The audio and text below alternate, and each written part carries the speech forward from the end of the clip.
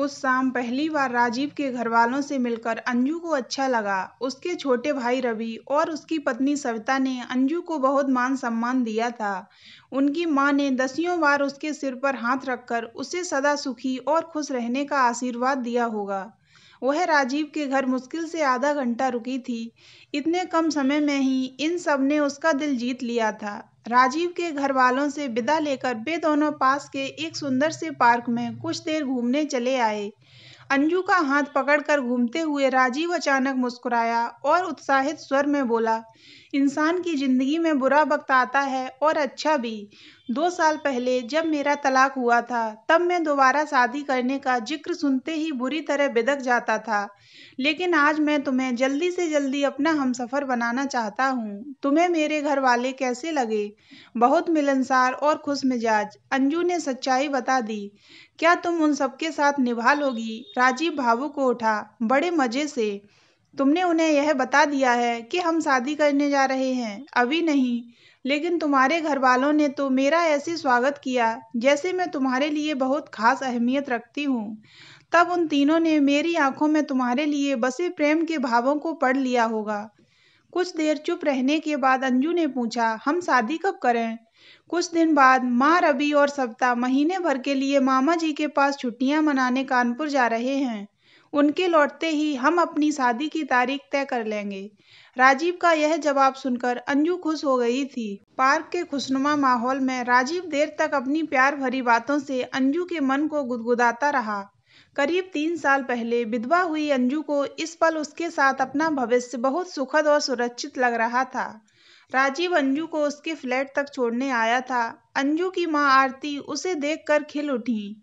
अब तुम खाना खाकर ही जाना। तुम्हारे मनपसंद आलू के परांठे बनाने में मुझे ज्यादा देर नहीं लगेगी। उन्होंने अपनी भाभी दामाद को जबरदस्ती रोक लिया था। उस रात अंजू देर तक राजीव और अपने बारे में सोचती रही। सिर्फ 2 महीने पहले बस का इंतजार करते हुए दोनों के बीच औपचारिक बातचीत शुरू हुई और बस आने से पहले दोनों ने एक दूसरे को अपना अपना परिचय दे दिया था। उनके बीच होने वाला शुरू शुरू का हल्का फुल्का वार्तालाप जल्दी ही अच्छी दोस्ती में बदल गया। वे दोनों नियमित रूप से एक ही बस से ऑफिस आने जाने लगे थे। राजीव की आंखों में अपने प्रति चाहत के बढ़ते भावों को देखना अंजू को अच्छा लगा था। अपने अकेलेपन से तंग आ चुके उसके दिल को जीतने में राजीव को ज्यादा समय नहीं लगा। रोज उम्र बढ़ती जाती है और अगले महीने मैं 33 साल का हो जाऊंगा। अगर मैंने अभी अपना घर नहीं बसाया तो ज्यादा देर हो जाएगी। बड़ी उम्र में माता पिता न स्वस्थ संतान को जन्म दे पाते हैं और न ही उन्हें अपने बच्चों को आत्मनिर्भर बनाने के लिए पूरा समय मिल पाता है। राजीव के मुंह से एक दिन निकले इन शब्दों को सुनकर अंजू के मन ने यह अंदाजा लगाया कि वह उसके साथ शादी करके घर बसाने में दिलचस्पी रखता है। उस दिन के बाद से अंजू ने राजीव को अपने दिल के निकट आने के ज्यादा अवसर देने शुरू कर दिए। वह उसके साथ रेस्टोरेंट में चाय कॉफी पीने चली जाती। फिर उसने फिल्म देखकर या खरीदारी करने के बाद उसके साथ डिनर करने का निमंत्रण स्वीकार करना भी शुरू कर दिया था। उस शाम पहली बार उसके घर वालों से मिलकर अंजू के मन ने बहुत राहत और खुशी महसूस की थी। शादी हो जाने के बाद उन सीधे साधे खुश मिजाज लोगों के साथ निभाना जरा भी मुश्किल नहीं होगा। इस निष्कर्ष पर पहुंचकर वह उस रात राजीव के साथ अपनी शादी के सपने देखती काफी देर से सोई थी। अगले दिन रविवार को राजीव ने पहले उसे बढ़िया होटल में लंच कराया और फिर खुशखबरी सुनाई। कल मैं एक फ्लैट बुक कराने जा रहा हूँ। शादी के बाद हम बहुत जल्दी अपने फ्लैट में रहने चले जाएंगे। यह तो बढ़िया खबर है। कितने कमरों वाला फ्लैट ले रहे हो? अंजू खुश हो गई थी। 3 कमरों का। अभी मैं 5 लाख रुपए पेशगी बतौर जमा करा दूंगा, लेकिन बाद में उसकी किस्तें हम दोनों को मिलकर देनी पड़ेंगी my dear. No problem sir. मुझसे अभी कोई हेल्प चाहिए हो तो बताओ। नहीं डियर, अपने सारे शेयर आज बेचकर मैंने 5 लाख की रकम जमा कर ली है। मेरे पास अब कुछ नहीं बचा है। जब फ्लैट को सजाने संवारने का समय आएगा तब तुम खर्च करना। अच्छा, इसी वक्त सोचकर बताओ कि अपने बेडरूम में कौन सा रंग कराना पसंद करोगी? हल्का आसमानी रंग मुझे अच्छा लगता है। और ड्राइंग रूम में 3 दीवारें तो एक रंग की और चौथी अलग रंग की रखेंगे। ओके डियर, मैं किसी दिन तुम्हें वह फ्लैट दिखाने ले चलूंगा। फ्लैट देख लेने के बाद उसे सजाने संवारने की बातें करने में और ज़्यादा मज़ा आएगा। मैं और ज़्यादा अमीर होता तो मैं तुम्हें घुमाने के लिए कार भी खरीद लेता। अरे कार भी आ जाएगी, आखिर यह दुल्हन भी तो कुछ दहेज में लाएगी। अंजू की इस बात पर दोनों खूब हंसे और उनके बीच अपने भावी घर को लेकर देर तक चर्चा चलती रही थी। अगले शुक्रवार को रवि, सविता और माँ महीने भर के लिए राजीव के मामा के यहाँ कानपुर चले गए। अपने अच्छे व्यवहार और दिलकश बातों से राजीव ने उसे अपने प्यार में पागल सा बना दिया था। वह अपने को अब बदकिस्मत विधवा नहीं बल्कि संसार की सबसे खूबसूरत स्त्री मानने लगी थी। राजीव से मिलने वाली प्रशंसा व प्यार ने उसका कद अपनी ही नज़रों में बहुत ऊंचा कर दिया था। भाई, माँ की जान बचाने के लिए उनके दिल का ऑपरेशन फौरन करना होगा। रवि ने रविवार की रात को जब यह खबर राजीव को फोन पर दी तो वह उस समय अंजू के साथ उसी के घर में डिनर कर रहा था। माँ के ऑपरेशन की खबर सुनकर राजीव एकदम से सुस्त पड़ गया। फिर जब उसकी आंखों से अचानक आंसू बहने लगे तो अंजू व आरती बहुत ज़्यादा परेशान और दुखी हो उठी। मुझे जल्दी कानपुर जाना होगा अंजू, पर मेरे पास इस वक्त 2 लाख का इंतजाम नहीं है। सुबह बिल्डर से पेशगी दिए गए 5 लाख रुपए वापस लेने की कोशिश करता हूँ। वह नहीं माना तो माँ ने तुम्हारे लिए जो जेवर रखे हैं उन्हें किसी के पास गिरवी। बेकार की बात मत करो, मुझे पराया क्यों समझ रहे हो? अंजू ने हाथ से उसका मुंह बंद कर आगे नहीं बोलने दिया। क्या तुम मुझे इतनी बड़ी रकम दोगी? राजीव विस्मय से भर उठा। क्या तुम्हारा मुझसे झगड़ा करने का दिल कर रहा है? नहीं, लेकिन फिर बेकार के सवाल पूछकर मेरा दिल मत दुखाओ। मैं तुम्हें 2 लाख रुपए दूंगी। जब मैं तुम्हारी हो गई हूँ तो क्या मेरा सब कुछ तुम्हारा नहीं हो गया? अंजू की इस दलील को सुन राजीव ने उसे प्यार से गले लगाया और उसकी आंखों से अब धन्यवाद दर्शाने वाले आंसू बह निकले। अपने प्रेमी के आंसू पहुंचती अंजू खुद भी आंसू बहाए जा रही थी। लेकिन उस रात अंजू की आंखों से नींद गायब हो गई। उसने राजीव को 2 लाख रुपए देने का वादा तो कर दिया था, लेकिन अब उसके मन में परेशानी और चिंता पैदा करने वाले कई सवाल घूम रहे थे। राजीव से अभी मेरी शादी नहीं हुई है, क्या उस पर विश्वास करके उसे इतनी बड़ी रकम देना ठीक रहेगा? इस सवाल का जवाब हाँ में देने से उसका मन कतरा रहा था। राजीव के साथ मैं घर बसाने के सपने देख रही हूँ। उसके प्यार ने मेरी रेगिस्तान जैसी जिंदगी में खुशियों के अनगिनत फूल खिलाए हैं। क्या उस पर विश्वास करके उसे 2 लाख रुपए दे दूं? इस सवाल का जवाब न मैं देते हुए उसका मन अजीब सी उदासी और अपराध बोध से भर उठता। देर रात तक करवटें बदलने के बावजूद वह किसी फैसले पर नहीं पहुंच सकी थी। अगले दिन ऑफिस में 11 बजे के करीब अंजू के पास राजीव का फोन आया। रुपयों का इंतजाम कब तक हो जाएगा अंजू? मैं जल्दी से जल्दी कानपुर पहुंचना चाहता हूं ताकि माँ का ऑपरेशन जल्दी से जल्दी हो सके।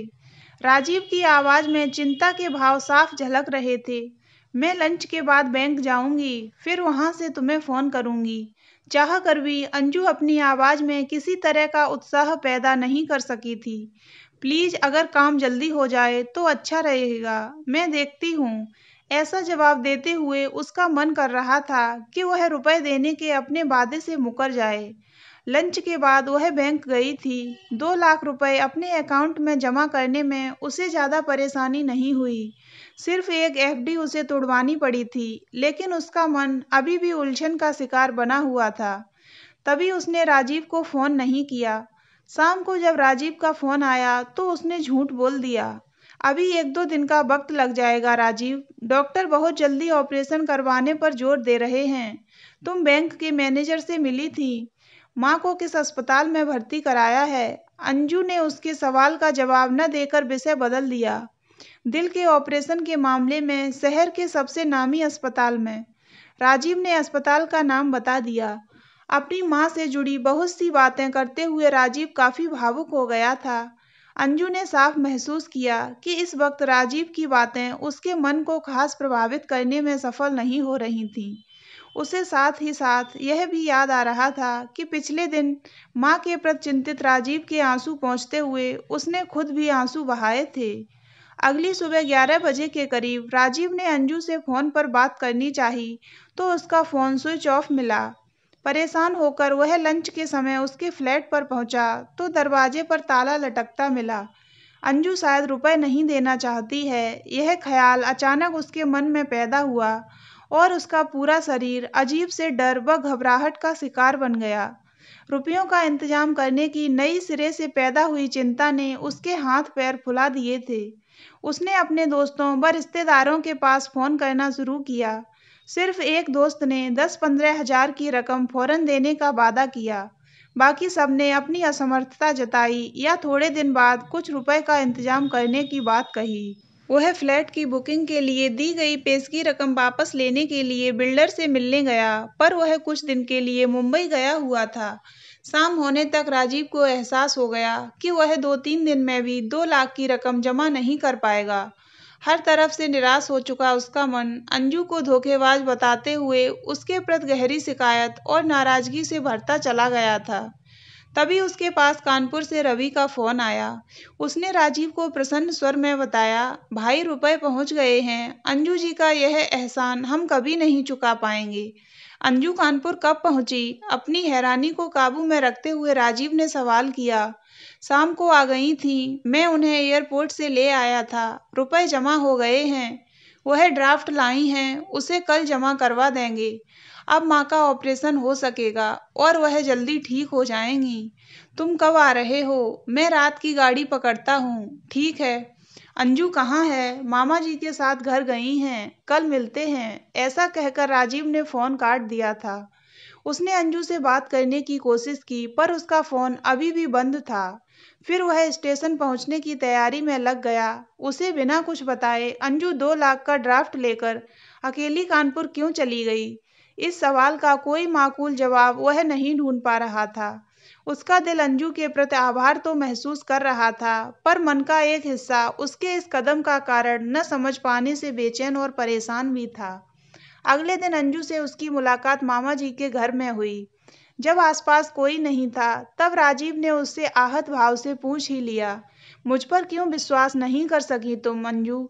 तुम्हें ऐसा क्यों लगा कि मैं माँ की बीमारी के बारे में झूठ भी बोल सकता हूँ? रुपए तुमने मेरे हाथों इसीलिए नहीं भिजवाए, है ना? अंजू उसका हाथ पकड़कर भावुक स्वर में बोली, राजीव, तुम मुझ विधवा के मनोभावों को सहानुभूति के साथ समझने की कोशिश करना प्लीज। तुम्हारे लिए यह समझना कठिन नहीं होना चाहिए कि मेरे मन में सुरक्षा और शांति का एहसास मेरी जमा पूंजी के साथ गहराई से जुड़ा हुआ है।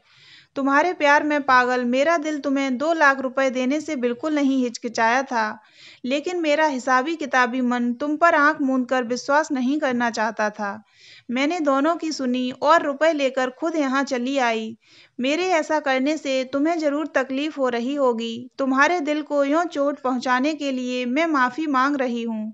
नहीं, माफी तो मुझे मांगनी चाहिए। तुम्हारे मन में चली उथल पुथल को मैं अब समझ सकता हूँ। तुमने जो किया उससे तुम्हारी मानसिक परिपक्वता और समझदारी झलकती है। अपनी गांठ का पैसा ही कठिन समय में काम आता है। हमारे जैसे सीमित आय वालों को ऊपरी चमक दमक वाली दिखावे की चीजों पर खर्च करने से बचना चाहिए। ये बातें मेरी समझ में अब आ रही हैं। अपने अहम को बीच में लाकर मेरा तुमसे नाराज होना बिल्कुल गलत है। तुम तो मेरे लिए दोस्तों व रिश्तेदारों से ज्यादा विश्वसनीय साबित हुई हो। माँ के इलाज में मदद करने के लिए thank you very much Anju. एक दूसरे की आंखों में अपने लिए नजर आ रहे प्यार व चाहत के भावों को देखकर उन दोनों के दिलों में आपसी विश्वास की जड़ों को बहुत गहरी मजबूती मिल गई थी। तो दोस्तों, अगर आपको ये कहानी अच्छी लगी हो तो वीडियो को लाइक करें और हमारे चैनल को सब्सक्राइब अवश्य करें।